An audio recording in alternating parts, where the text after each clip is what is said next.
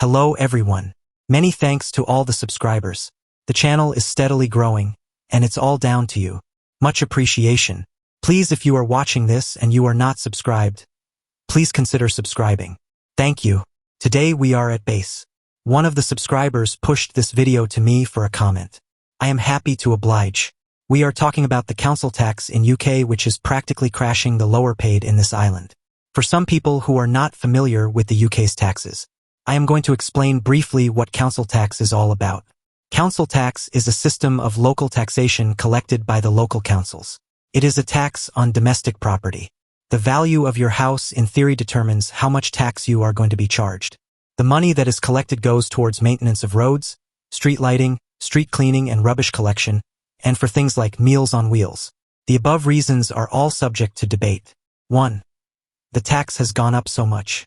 It is a real head for people who haven't got enough funds. 2. Some streets in London are so dirty. It is hard to believe one is in a so-called developed country. 3. Some of the potholes in some of our streets are unbelievable. Let's go. The conversation about scrapping the council tax is being discussed in the social media quite a lot. Just to give some idea of the taxes British citizens pay. Income tax, national insurance. The VAT is at 20%. Road tax for those who own cars. Council tax, the TV license. Congestion charge tax. In some boroughs, you pay to park on your own road despite paying road tax. The government will give money to foreign countries while thousands of British citizens are struggling, starving, or begging. Even some working people are depending on food banks. How can it be?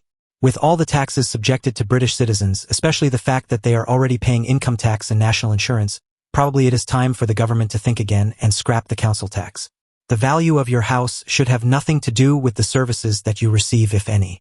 People feel they are paying vast amounts of money to the town hall for chief executives to have a gold-plated pension, and for council employees to take 2 weeks to do a day's work. This is a financial crime against property owners. By the way, education is not free in this country. The taxpayer has paid for it. Let us continue. The UK government allocates funds to foreign countries as aid for several reasons, even while addressing domestic issues like poverty. The government will tell us that they have global responsibility. It is committed to supporting global development and humanitarian efforts.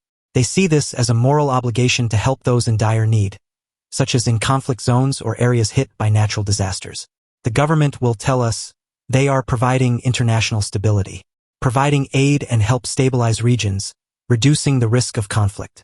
The government will tell us they are helping aid to foster trade relationships and open new markets for UK businesses. The government will claim legal commitments and obligation. They will tell us the government has a legal commitment to spend a certain amount and percentage of its gross national income on foreign aid. Apparently, this amount of 0.7% is part of international agreements and has been enshrined in UK law since 2015. Quite frankly, I suggest they revisit that agreement. The poor British people should come first. The humanitarian aid goes towards immediate humanitarian assistance. Yes, everyone in UK does realize that the poor people abroad need assistance, but should it be under the pain of British people? Some of these politicians exist in some different world. I just want them to come back to earth and help the poor, the starving, and stop people from sleeping out on the street.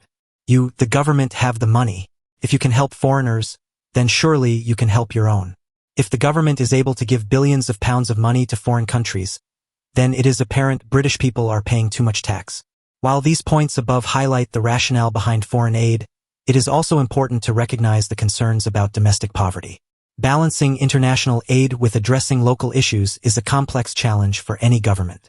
Some people argue that if aid is cut to 0.5%, at least 100,000 will die. How did they work that out for certain? I would still argue. Is it right then for British people to die despite having paid taxes to be taken care of if they fall in bad times? What are your thoughts on this, please? Drop your thoughts on the comments section. They will generate a conversation. It's a valid concern to prioritize the well-being of one's own citizens. Balancing national interests with global responsibilities can be challenging. Council tax, work tax, parking tax, road tax, and many more. We are a nation crippled with tax from all sides. British people are most taxed citizens in the world. And you know what? British people will complain in private. And that's where the problem lies. A lot of British people are leaving England because of high taxes and high standard of living. 3 of my friends left for Japan 3 weeks ago. They told me they are not coming back. Remember when the government was offering the boat people lots of money as an incentive to leave England? They should offer the British nationals as well. If the amount is right, I am sure lots of British people will line up for the opportunity. Let us take a listen at the clip, please. How can we have a tax, the only annual tax we have on property values, where some people in modest houses pay more, a lot more, than someone in £100 million penthouse? It makes very little sense. We're here because of historical accident. It's time it was looked at.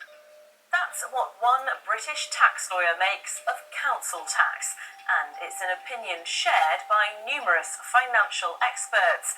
The Institute for Fiscal Studies has labelled the current system absurd, while the Institute for Government has called it incredibly poorly designed.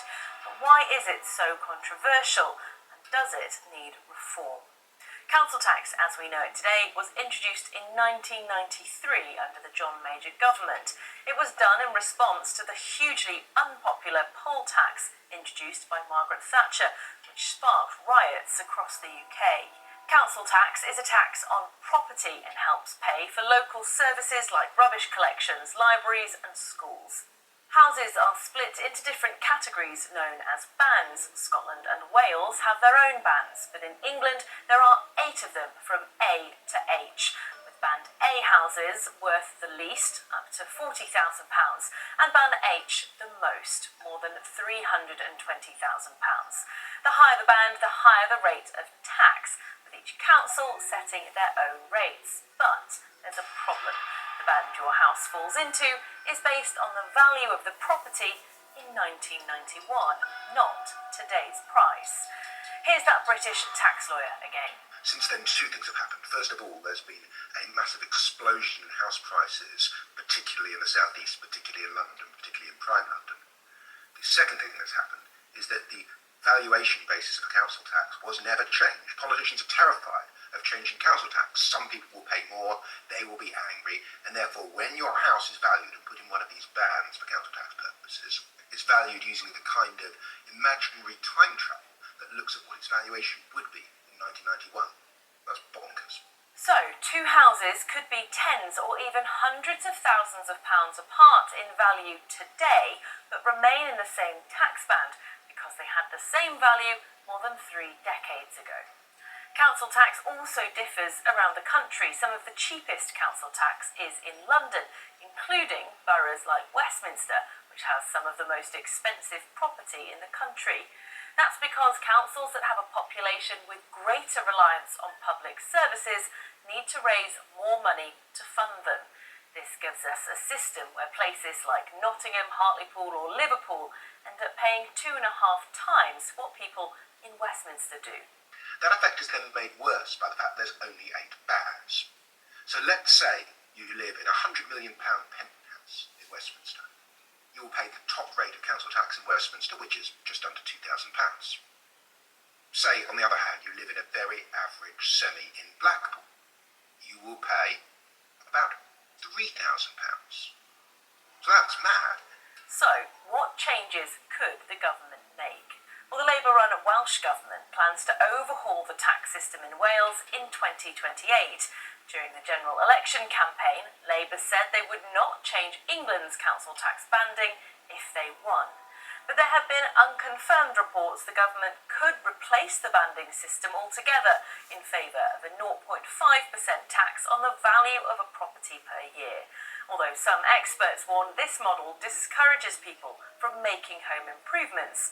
Economists at the Institute for Government suggest basing the amount people pay on the value of the land, not the building on it.